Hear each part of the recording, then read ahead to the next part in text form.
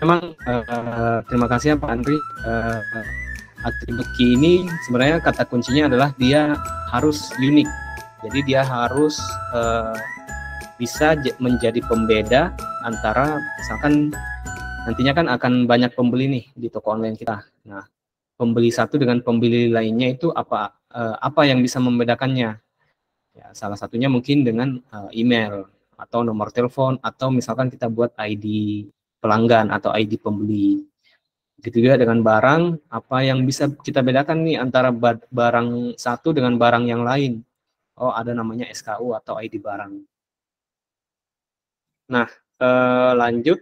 Tadi setelah kita tahu kunci atributnya atau yang unik, menjadi unik untuk membedakan antara entitas-entitas nantinya, kita tambahkan atribut lainnya. Nah, contoh sederhana saja di pembeli, kita tambahkan ada nama dan alamat. Kemudian di barang ada nama barang, ada harga barang. Untuk penjual cukup nama penjual sama email penjual. Nah, ini data atribut tambahan untuk mengidentifikasi entitas-entitas kita. Kemudian selanjutnya akan kita bahas relationship-nya atau hubungannya. Nah, implementasi model data tadi, jadi model data yang data tadi yang sudah kita definisikan, implementasinya itu adalah tahap untuk membuat basis data secara fisik kita simpan di dalam disk.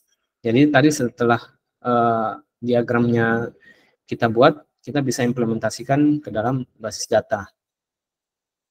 Nah, secara umum entity yang kita buat di ERD itu akan menjadi sebuah tabel.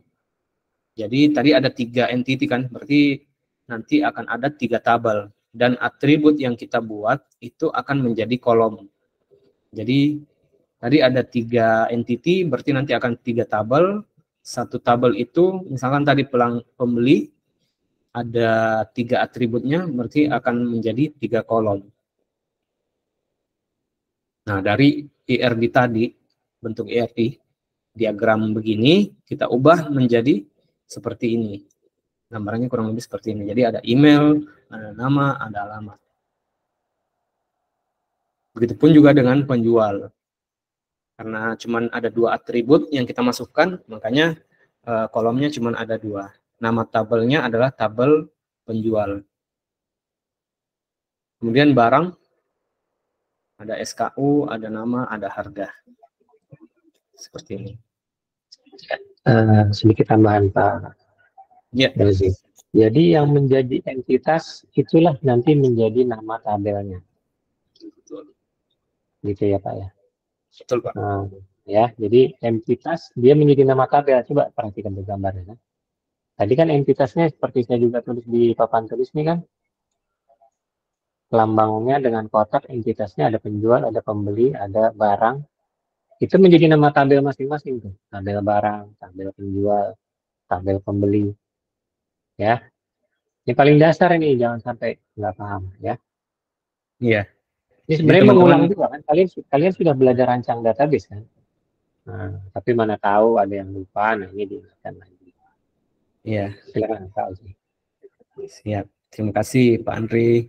Jadi memang ini apa ya? Kalau misalkan teman-teman membuat sebuah database, jangan ujuk-ujuk langsung turun coding SQL-nya, tapi teman-teman harus apa ya? Rencanakan baik-baik dulu nih. Oh, nanti seperti ini, supaya ketika membuat di SQL-nya itu bisa lebih gampang. Seperti itu. Nah, lanjut di ERD sendiri, di dalam database itu setiap kolom yang kita buat itu kita tentukan tipe datanya. Kita tentukan tipe datanya, kemudian tipe data biasanya mengikuti tipe data yang disediakan oleh sistem database yang kita gunakan. Secara umum tipe data yang ada di database itu seperti ini teman-teman. Ini yang sederhana saja, masih banyak lagi sebenarnya tipe data lainnya. Yang pertama itu adalah teks atau biasanya string ya, untuk kolom yang berisi data karakter. Misalkan nama, alamat, kemudian number untuk angka, jadi harga, stok, dan sejenisnya. Kemudian untuk date time, timestamp itu berisikan data tanggal, waktu, dan lain-lain. Misalkan tanggal lahir atau waktu pendaftaran atau tanggal pembelian itu bisa kita gunakan tipe data timestamp. Nah, ada juga namanya boolean, itu hanya 2 kondisi data, benar atau salah, true atau false. Misalkan kayak status pernikahan dan lain-lain. Kemudian masih banyak lagi data lainnya sebenarnya, tapi untuk materi ini itu kita hanya gunakan 4 tipe data ini. Nah, kita masuk di model data relasional. Nah, relationship atau hubungan antara entitas itu kita namakan juga komponen relationship. Jadi relationship itu menunjukkan hubungan antar entity dengan entity yang lain. Jadi tadi misalkan ada hubungan antara entity penjual dengan entity barang. Relationship-nya itu mengandung arti bahwa penjual ini sedang menjual barang gitu. Begitu secara apa ya? Bahasa ininya ya, bahasa manusianya. Kemudian ada namanya kardinalitas atau derajat relasi, menunjukkan jumlah entity yang berelasi dengan entity lainnya. Jadi kalau toko online misalkan entity penjual itu bisa berelasi dengan satu entity barang atau lebih, atau mungkin tidak ada. Misal barang itu stoknya kosong di penjual itu. Jadi ada kardinalitas one to one atau satu ke satu. Jadi hubungan entity A dan entity B misalkan itu hanya maksimal satu entity saja. Begitu pula sebaliknya. Nanti akan kita lihat gambarannya kurang lebih seperti ini. Jadi ada entity A sama entity B. Jadi entity 1 hanya ke 1, 2 hanya ke 2, ketiga. Jadi 2 ini nggak bisa ke 3. Nah, itu namanya one to one. 4 ke 5, jadi dia nggak bisa lagi 4 ke 4 seperti itu. Yang kedua itu ada namanya one to many. One to many ini misalkan satu ke banyak. Gambarannya seperti ini, teman-teman. Jadi satu entitas bisa punya lebih dari satu relasi dengan entitas yang lain. Jadi ini gambarnya entity 1 berelasi dengan entity 1 yang di B dan entity 2 yang di B. Tapi ini satu arah saja. Nah, ini banyak ke 1, kebalikan dari one to many. Jadi entitas B-nya yang banyak ke entitas A, sama ada many to many. Jadi entitas A punya banyak relasi ke entitas B, begitupun sebaliknya B banyak relasi ke entitas A. Oke, itu untuk kardinalitas atau relasi antar entitas. Nah, kita lanjut untuk membuat IRD. Nah, toko online ini kita masih pakai studi kasusnya seperti itu. Kemudian di sebelumnya kan kita sudah buat entitas dan atribut. Nanti kita akan buat relationship-nya juga. Jadi setelah kita buat entity dan atribut, kita harus tentukan relationship antar entitas ini seperti apa. Sama seperti sebelumnya itu kita pakai ruang lingkup yang kita buat. Jadi ruang lingkupnya adalah toko online. Misal kita buat relationship dari pembeli ke barang dengan relasi membeli. Jadi pembeli ke barang itu nama relasinya adalah membeli. Jadi kemudian relationship penjual ke barang itu namanya menjual. Nah, gambarannya seperti ini. Jadi 3 entitas tadi yang sudah kita buat, ada pembeli, ada barang, ada penjual. Kita buatkan komponen relasinya. Jadi komponen relasi membeli, ada komponen relasi menjual. Komponen relasi membeli itu antara pembeli dan barang, komponen relasi menjual itu penjual dan barang. Kemudian ada namanya atribut foreign key.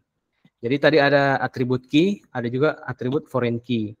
Jadi ketika kita buat entity, kita tentukan tadi atribut key-nya atau primary key atau atribut kunci yang merepresentasikan entity itu tadi. Seperti yang Pak Andri bilang, ada serial number, kalau misalkan di monitor, ada ID mahasiswa, kalau di mahasiswa. Kemudian dalam relationship itu, biasanya kita tentukan foreign key-nya seperti apa, yaitu atribut key di entity yang menjadi data lookup ke entity pemilik relasi. Nanti kita lihat maksudnya seperti apa. Misalkan pada kasus entity relasi membeli, kita kan perlu tahu siapa yang melakukan pembelian itu dan barang apa yang dibeli. Jadi ada, kalau di tabel pembeli kan ada email pembeli. Terus barang apa yang dibeli? Oh, ada tabel SKU barang. Kemudian kalau pada kasus relasi menjual, kita perlu tahu siapa yang jual dan barang apa yang dijual. Jadi ada email penjual dan SKU barang.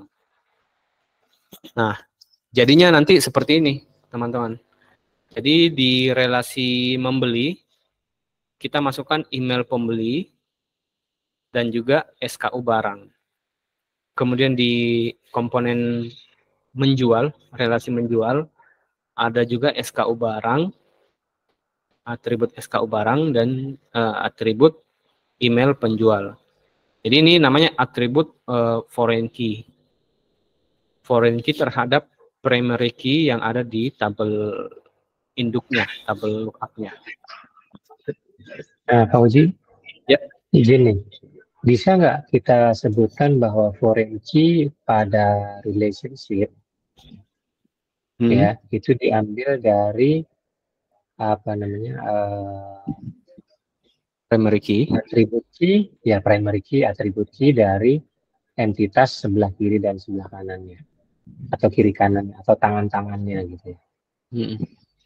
Bisa juga Pak, bisa kita sebut seperti itu juga.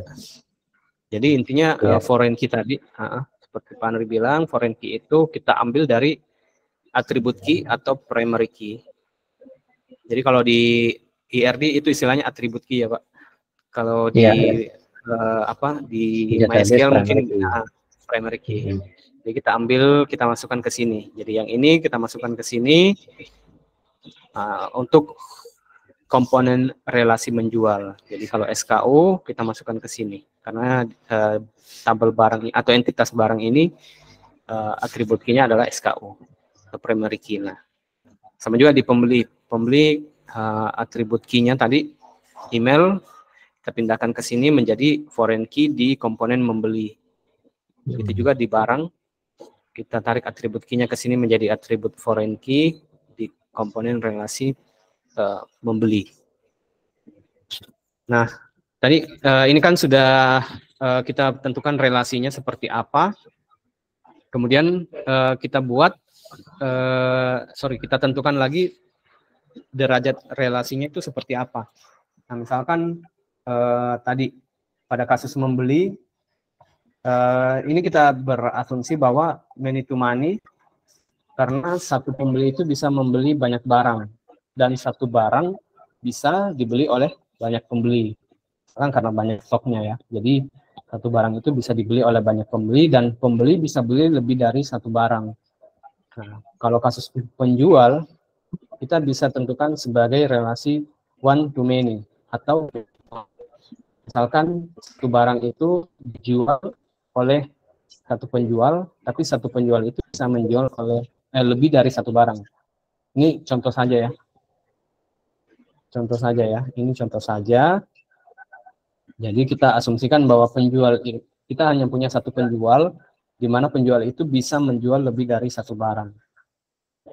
Nah, gambar relasinya itu nanti seperti ini, teman-teman.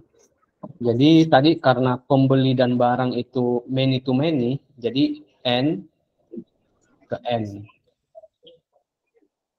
banyak ke banyak. Itu Kalau- melambangkan, Ya, N ini melambangkan many. ada juga yang M ya Pak ya? Ya. Ada juga yang M nama gitu ya. Betul. Kalau ini kebetulan saya pakai N atau M juga Iya. bisa. Itu untuk menandakan bahwa relasinya ini banyak. Jadi kalau, nah kebalikannya dari penjual bisa menjual banyak barang. Jadi N-nya di sini. Kemudian barang hanya bisa dijual oleh satu penjual. Jadi di sini ada angka satunya. Jadi perhatikan juga teman-teman penempatan hurufnya ya, penempatan relasinya.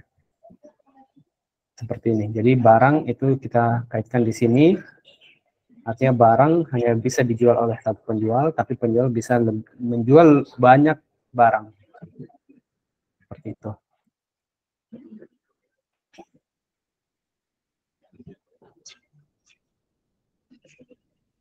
Oke.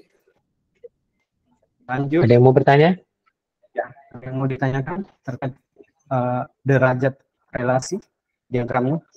Karena nanti di akhir kelas saya tadi koordinasi sama Pak Andri, teman-teman nanti buat ERD seperti ini ya, tapi dengan ruang lingkup atau kasus yang berbeda. Cukup jelas ya teman-teman? Atau bingung?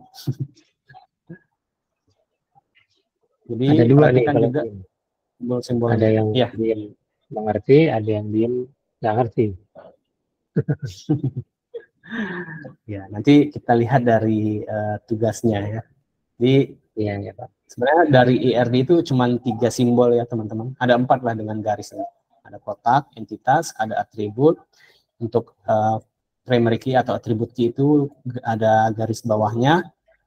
Terus untuk relasinya ada 1, ada N. Kemudian yang belah ketupat ini itu relasinya. Seperti itu. Nah, jadi ada namanya, kita lanjut ya, ada namanya atribut tambahan. Jadi bukan hanya entity yang bisa memiliki atribut, tapi relationship juga bisa memiliki atribut jika perlu. Jadi tadi sebelumnya kita sudah menambah atribut yang bersifat foreign key. Sekarang kita bisa tambahkan atribut yang sifatnya deskriptif atau menjelaskan dari relationship tadi, komponen relationship tadi. Misalkan tadi relasi membeli, kita ada tambahkan atribut jumlah sama relasi menjual, kita tidak tambah atribut deskriptif lainnya. Jadi tadi di sini komponen relasi membeli, nanti kita tambah satu atribut lagi, atribut deskriptif lah, untuk biar lebih menjelaskan pembeli ini beri berapa barang gitu. Nah, ini hasilnya. Jadi dari membeli ada jumlah. Nah, ini yang dinamakan atribut tambahan. Kemudian bagaimana implementasinya nanti di database. Jadi sebelum kita lanjut, kita coba dulu buat entitas yang berelasi one-to-one. Misalkan di toko online, kita tambahkan ada entitas dompet. Misalkan. Jadi di mana pembeli itu bisa memiliki satu dompet atau hanya satu dompet dimiliki oleh satu pembeli. Jadi one-to-one ya relasinya. Jadi kita akan tambahkan di dompet itu ada atribut key-nya, email, dan atribut saldo. Nah, ini contoh one-to-one-nya. Jadi kita buat dulu tambahan, ada tadi entitas pembeli, relasinya itu memiliki. Jadi ada di dompet, ada email dompet, ada juga email pembeli. Nah, kita buat, jadi ini yang akan mencocokkan, oh email dompet ini dia berelasi dengan email pembeli ini. Jadi kita buat dua atribut foreign key di relasi memiliki ini. Dan koneksinya itu relasinya adalah 1:1. Oke, selanjutnya untuk implementasi one-to-one itu ada dua cara. Jadi tadi misalkan di tiap entity itu menggunakan atribut key dengan nilai yang sama, maka kita bisa gunakan atribut key di tiap entity untuk cuan saling berelasi. Kemudian jika pada tiap entity bisa memiliki atribut key yang berbeda, maka atribut foreign key di salah satu entity yang lebih lemah artinya entity itu kalau tidak ada nggak apa-apa. Jadi tadi kayak menjadi atribut entity yang lebih lemah itu yang mana kira-kira? Yang dompet ya, karena pembeli harus ada, tapi kalau dompet tidak ada nggak apa-apa juga. Jadi ini kita katakan sebagai entity yang lebih lemah, di mana foreign key-nya itu harus unik juga. Jadi apa namanya? Yang cara kedua, tiap entity bisa memiliki yang berbeda, tapi di atribut di entity ini kita harus tambahkan lagi atribut foreign key juga di sini. Oke, contohnya seperti ini. Cara pertama yang sebelah kiri tadi, jadi one to one, dompet punya email juga, tapi email dompet namanya sama email pembeli. Nah, contoh yang kedua ini, jadi ada tambahan di tabel dompet atau entitas yang lebih lemah, ada email pembeli yang diambil dari sini, email pembeli sini. Jadi nanti ada 3 atribut di sini. Seperti itu. Nah, untuk one to many atau many to one, implementasinya itu tergantung relasinya seperti apa. Jika ada atribut deskriptif, maka kita perlu tabel baru sebagai implementasi dari relationship-nya. Tapi kalau misalkan tidak ada atribut deskriptif, maka tidak perlu atribut baru. Tidak perlu tabel baru. Kita cukup menambah foreign key-nya di entity yang bersifat many-nya. Contoh seperti ini. Nah, jadi one to many itu seperti ini. Penjual kan tadi barang hanya bisa dijual oleh satu penjual. Tapi satu penjual ini bisa menjual banyak barang. Karena barangnya yang banyak atau many, maka email penjualnya kita tambahkan ke sini. Jadi cukup 2 tabel, tidak perlu tabel relasi, jadi cukup 2 tabel saja. Jadi email penjual langsung masuk di atribut key di sini, menjadi foreign key di sini. Itu untuk implementasi one to many. Nah, kalau many to many bagaimana? Misalkan di dalam tabel itu akan kita buatkan tabel relasi, tapi di dalam tabel relasi itu berisi atribut foreign key dari masing-masing entity yang berelasi. Nah, seperti ini. Jadi tadi pembeli dan barang kan dia many to many ya. Jadi ada 3 tabel nih.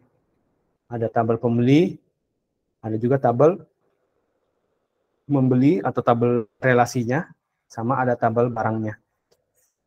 Di mana di tabel barang tadi kita lihat karena many to many, jadi kita buatkan tabel baru, di mana kolomnya adalah ada email pembeli, ada email pembeli itu adalah atribut foreign key dari atribut key-nya pembeli, kemudian ada SKU, atribut foreign key dari atribut key-nya si tabel barang, sama ada jumlah.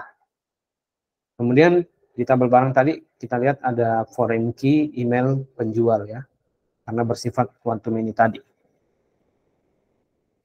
Sampai di sini paham? Jadi implementasinya ke dalam database. Jadi tadi kalau one to many kita tempatkan atribut foreign key di tabel yang punya relasi banyak, itu di tabel barang. Tabel penjual nggak perlu, karena hanya one to many. Kalau many to many kita butuh tabel yang tabel baru sebagai foreign key dari entitas pembeli dan entitas barang. Oke, ada yang mau ditanyakan? Kalau tidak ada, kita lanjut ya di model data lainnya. Nah, sebenarnya untuk materi data relasional tadi, kita sudah bisa membuat database yang cukup baik. Tapi pada kasus-kasus tertentu, ada beberapa model data lainnya yang bisa kita gunakan. Ada namanya weak entity, ada sub entity, ada unary relationship, ada multi-entity relationship, ada redundant relationship. Jadi teman-teman, selain model entitas yang tadi kita jelaskan, many dan lain-lain, ada juga istilah-istilah, model data lainnya. Ada 5 lah kalau di sini. Nah, untuk weak entity sendiri atau entitas yang lemah tadi seperti yang sudah saya jelaskan sebelumnya, di mana dompet itu kita bisa kategorikan sebagai weak entity karena dompet ini nggak bisa berdiri sendiri, dia harus bergantung dengan entitas pembeli, seperti itu. Jadi bisa kita pisahkan, misalkan alamat ya, bisa yang lebih lemah karena alamat bisa ada kalau pembeli. Nah, misalkan seperti ini. Jadi pembeli tadi ada nama, email, terus dia memiliki misalkan banyak alamat. Nah, alamat ini entitas yang lemah. Ada kode, ada jalan, ada kota, provinsi. Nah, untuk relasinya, misalkan ini contoh ya, misalkan pembeli ini punya banyak alamat, punya banyak rumah nih. Nanti ada kode alamat di setiap alamat yang dia punya. Nanti relasinya dengan email pembeli. Nah, hubungannya nanti secara implementasinya pembeli atau email pembeli ini nanti kita masukkan ke dalam atribut alamat ini. Jadi cukup 2 tabel. Kemudian di one to one tadi sama, ada email pembeli sama email dompet. Jadi cukup 2 tabel juga, di mana nanti email pembeli bisa kita tambahkan juga di tabel dompet. Nah, ada namanya sub entity. Bisa terjadi jika ada entity yang lebih detail, misalkan ada kesamaan atribut, terus tapi ada juga beberapa perbedaan kecil. Misalkan entity barang, kemungkinan akan ada banyak jenis barang, dan tiap jenis barang itu atributnya beda-beda. Misalkan ada laptop, ada pakaian, ini kan sama-sama barang ya, tapi entitasnya antara atribut laptop dan atribut pakaian itu bisa berbeda. Untuk menggambarkan sub entity ini ada namanya diagram ISA atau ISE dalam bahasa Inggris. Nah, misalkan kayak gini. Jadi barang ada SKU, nama, harga, terus di barang ini kita pecah lagi. Oh, ada barang laptop. Ada spesifikasinya, ada CPU, RAM, disk, terus ada pakaian, ukuran, warna, kayak begitu. Jadi mungkin gambarnya kalau di pemrograman lebih ke arah objek ya, turunannya. Jadi laptop ini merupakan turunan dari objek barang, pakaian juga seperti itu. Jadi selain ada nama dan harga, kalau jenisnya pakaian ada tambahan ukuran dan warna. Nah, ini untuk sub entity.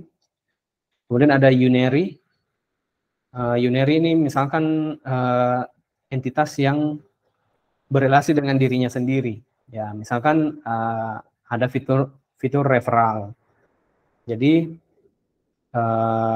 referral ini kita membolehkan pembeli ini merekomendasikan pembeli lain untuk mendapatkan bonus atau saldo tertentu. Nah, ini bisa kita pakai skema unary relationship. Contohnya seperti ini gambarannya. Jadi pembeli ini entitas relasinya mereferensikan ada email pembeli lainnya. Jadi bisa banyak email pembeli lainnya. Ini yang terkait unary relationship. Singkat saja penjelasannya. Kemudian ada multi-entitas yang merupakan relasi terhadap lebih dari 2 entitas. Misalkan kasus sebelumnya itu tadi pembeli memiliki relasi dengan barang, dan juga ada entitas lain, ada bank. Bank ini berelasi dengan pembeli yang membeli barang menggunakan bank apa, kayak gitu. Jadi agak cukup kompleks. Jadi tadi seperti ini, pembeli membeli barang, tapi dia membelinya menggunakan bank apa, gitu. Jadi ada nama banknya, ada kode banknya, ada jumlah, ada misalkan tambah harganya. Seperti itu. Kemudian ada namanya redundant relationship. Relasi antar entitas boleh lebih dari satu jika ada 2 entitas yang memiliki lebih dari satu relasi atau relasinya double. Contohnya itu pembeli dan barang. Misalkan selain membeli barang, pembeli juga bisa kayak wishlist ya, atau menyukai barang. Jadi pembeli tidak hanya melakukan pembelian, tapi dia juga bisa menyukai barang itu. Misalkan dia tidak mau beli sekarang, dia hanya kayak add to cart lah, menambahkan ke keranjang saja kan, tapi dia belum membeli. Nah, kurang lebih diagramnya seperti ini. Jadi tadi selain membeli, ada juga relasi menyukai. Terus untuk atributnya hanya ada email dan menyukai barang apa. Tidak ada jumlahnya. Seperti itu. Oke, terakhir itu saja. Sebelum kita masuk ke tugas, ada yang mau ditanyakan terkait diagram ini? Ini adalah tugasnya ya, teman-teman. Jadi teman-teman buatkan model data dan juga IRD diagram untuk studi kasus sistem bengkel motor. Nah, silahkan dianalisa ya. Kira-kira bengkel motor itu butuh apa saja ya entitasnya. Oke, teman-teman, kita nanti akan boleh diskusikan dulu ya Pak, pekan depan. Ya. Jadi sebelum memulai pekan depan, tugasnya dikirim duluan supaya saya bisa baca-baca juga.